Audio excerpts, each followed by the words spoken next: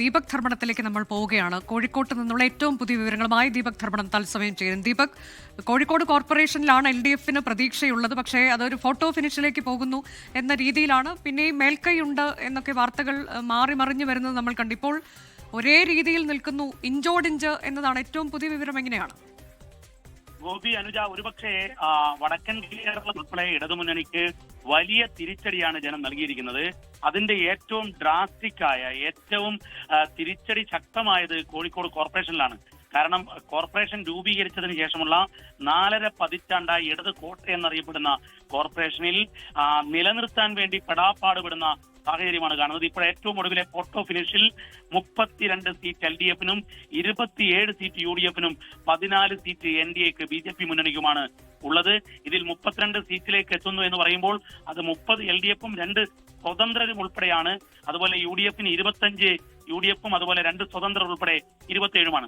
അതായത് നെക്ക് ഫൈറ്റിലാണ് 4.5 പതിറ്റാണ്ടായി ഇടതുമുന്നണിയുടെ പൊന്നാപുരം കോട്ടയെന്ന് വിശേഷിപ്പിക്കുന്ന കോഴിക്കോട് കോർപ്പറേഷൻ എത്തിയിരിക്കുന്നത്.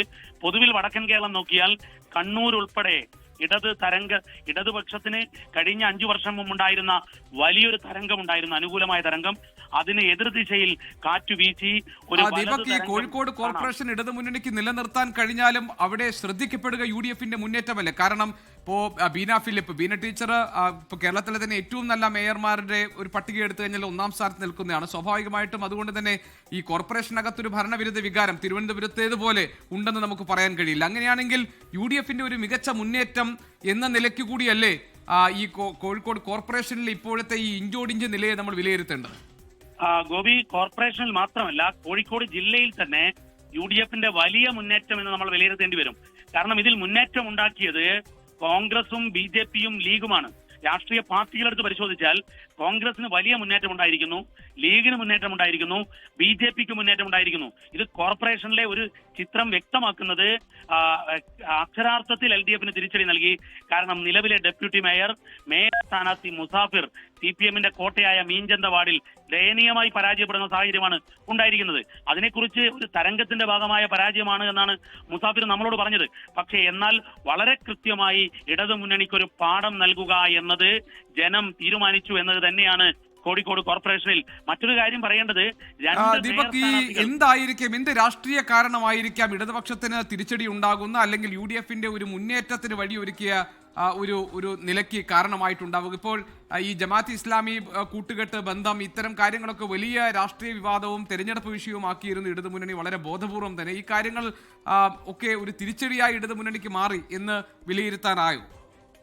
ജമാഅത്ത് ബാന്ധവത്തിന്റെ ഒരു വിലയിരുത്തലിലേക്ക് നമുക്ക് ഇപ്പോൾ പോകാൻ സാധിക്കില്ല. കാരണം എനിക്കൊന്ന് മുക്കത്ത് വെൽഫെയർ പാർട്ടി 3 ഇടങ്ങളിൽ ജയിച്ചിട്ടുണ്ടല്ലേ? അതെ, UDFന്റെ പിന്തുണയോടുകൂടിയാണ് അവർ ജയിക്കുകയും ചെയ്തിട്ടുണ്ട്. മറ്റൊരു പ്രധാനപ്പെട്ട കാര്യം, ന്യൂനപക്ഷ വോട്ട്, നമ്മൾ ഈ ഓരോ വാർഡ് തിരിച്ച് പ്രദേശങ്ങൾ തിരിച്ച് നോക്കുമ്പോൾ ന്യൂനപക്ഷ വോട്ടിൽ വലിയൊരു സ്യൂപ്പ് അത് UDFന് അനുകൂലവും LDFന് എതിരായിട്ടും സംഭവിച്ചിരിക്കുന്നു എന്നുള്ളത് ഉറപ്പാണ്. മീൻചന്ത ഡിവിഷനിൽ പോലും മുസാഫിർ സ്ഥാനാർത്ഥിയായിട്ട്, ഡെപ്യൂട്ടി മേയർ സ്ഥാനാർത്ഥിയായിട്ട് അവിടെ ദയനീയമായ പരാജയം ഉണ്ടാകുന്നു എന്നുള്ളത് എടുത്തു പറയേണ്ട കാര്യമാണ്. മറ്റൊന്ന്, ഭൂരിപക്ഷ മേഖലയിൽ അത് UDFന് കിട്ടാതെ BJPക്ക് പോയി എന്നുള്ളതാണ്. ബീന ഫിലിപ്പിനെ പോലെ ഒരു ജനകീയ മേയറുടെ വാർഡിൽ അവിടെ ദയനീയമായ പരാജയം ഏറ്റുവാങ്ങേണ്ടി വരുന്നു.